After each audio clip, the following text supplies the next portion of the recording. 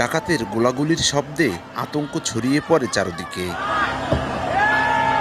প্রত্যক্ষদর্শীরা জানান, শুক্রবার রাত 9:30টার দিকে মাদারীপুর শরীয়তপুর 2 জেলার মধ্যবর্তী এলাকা খোয়াজপুর টেকেরহাট বন্দরে স্পিডবোট নিয়ে ডাকাতি করতে আসে একদল দুর্বৃত্ত। স্পিডবোটে অস্ত্র নিয়ে বালুবাহী জাহাজে ডাকাতির চেষ্টা করে তারা। বিষয়টি টের পেয়ে তাদের ধাওয়া দেন এলাকাবাসী। ঘটনাস্থল থেকে হাতবোমা ফাটিয়ে ও গুলি ছুড়ে পালানোর চেষ্টা করে ডাকাতরা। এতে আহত হয় অন্তত 8 জন। শরীয়তপুর থেকে আসছে মানে মাদারপুরে মিল যাবে, তখন ওনার কাছে সবার কাছে অস্ত্র ছিল, তাই ওই অস্ত্র দিয়ে আমাকে যেমন আমরা ইট পাখেল মারার পরেই ওনারা গুলি মারছে আমাকে। রাজারহাট এলাকা নামে এক জায়গায় আমাদের বলগেট ছিল, আমরা ওই জায়গায় বলগেটটা নদীর মাঝ বরাবর রাখছি, জানি ডাকাত বের হইতে না পারে। ডাকাত পড়ছে, পরবর্তীতে আমরা ওই হেরা স্পিড বোট নিয়ে আইতাছে, পরে আমরা এই বোটে উঠছি। বোটে উঠা আমরা যেমন বোট আউরা করে দিছি, পরে ওরা গুলি মারছে আমাকে।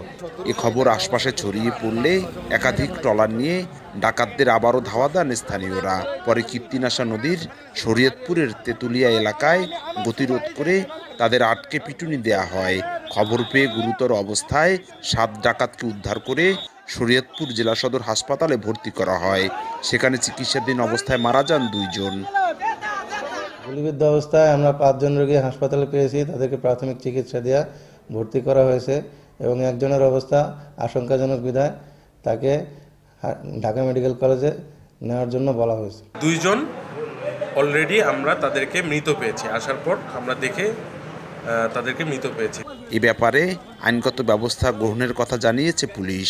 এখন পর্যন্ত আমরা 5 জন ডাকাতকে আমরা নিয়ে আসতে সক্ষম হয়েছি ওই জনগণের হাত থেকে, এবং এর বাইরে আমরা খবর পেয়েছি আরও 2 জন আছে, তাদেরকে আমরা নিয়ে আসতেছি এবং একই সাথে একটি অস্ত্র আমরা উদ্ধার করতে এখন পর্যন্ত পেরেছি, যেটা আমরা জব্দ মূলে এটা পরবর্তী আইনের ব্যবস্থা করব।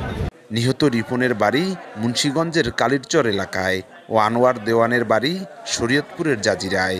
এদিকে ঘটনাস্থল থেকে একটি কাটা রাইফেল উদ্ধার করেছে পুলিশ। সঞ্জয় কর্মকার, অভিজিৎ, সময় সংবাদ।